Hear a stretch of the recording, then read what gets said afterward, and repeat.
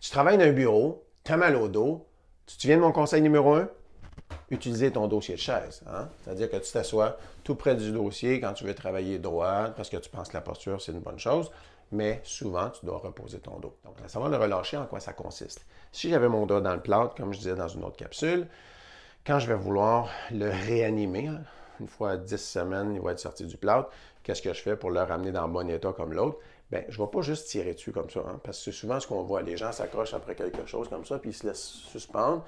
Puis là, ils disent ah, ça fait du bien à mon dos. Oui, mais tu es juste en train de tirer ton dos comme ça, donc de décomprimer les articulations. Qu'il y en ait 3 ou qu'il y en ait 13, c'est la même chose. Ce qu'on veut savoir, c'est ce qui va donner une aisance constante à tes articulations et à ton dos. Ça va être de pouvoir, ça va être la mobilité, donc la capacité de ton dos à bouger dans toutes les directions. Puis la première auquel on pense, c'est arrondir le dos. Parce que nos muscles du dos nous tiennent constamment assis droit ou debout en bonne posture. Ben, ces muscles-là doivent non seulement se reposer, mais doivent retrouver leur longueur optimale. Comment on fait ça? Regarde bien ça. Donc, tu vas aller mettre le milieu de ton dos, hein, l'autre, un soutien-gorge, c'est une femme, là où tes mains sont plus capables d'aller pour un homme. Donc, tu appuies ça dans la chaise, tu es assis à une largeur de main, puis là, tu pousses, tu as déjà le dos rond.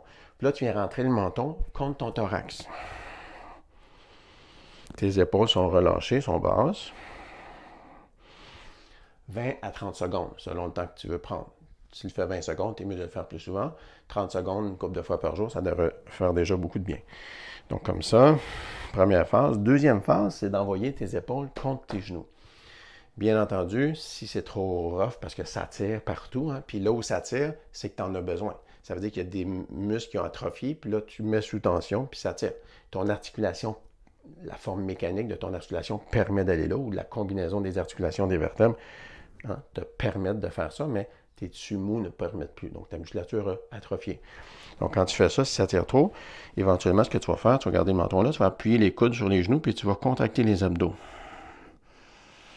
Parce que si tu ne contractes pas les abdos, ça se peut que tes muscles que tu essaies d'étirer dans le dos, ils résistent à ce que tu ne tombes pas par en avant. Donc, éventuellement, tu vas vouloir descendre les épaules là, puis relâcher complètement ton dos.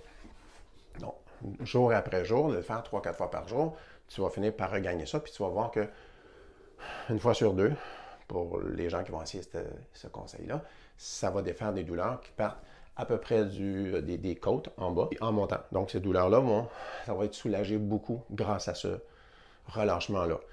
Et à utiliser souvent mon appui d'autre. Si tu as des douleurs lombaires, tout ça, ça va t'aider aussi. Mais ça ne va pas les enlever. Pourquoi? Le sciatique, le sacro-iliaque, douleur aux hanches, douleur lombaire, ça provient de la musculature des jambes et du bassin. Donc, il y a une autre vidéo qui va venir te donner des conseils sur comment défaire tes douleurs lombaires, tes douleurs au bassin, et tout ça devrait t'aider beaucoup. Si tu apprécies les conseils que je te donne, invite-moi à faire une présentation dans ton entreprise, un Lunch and Learn le midi, sinon une plus grosse conférence, ça va me faire plaisir.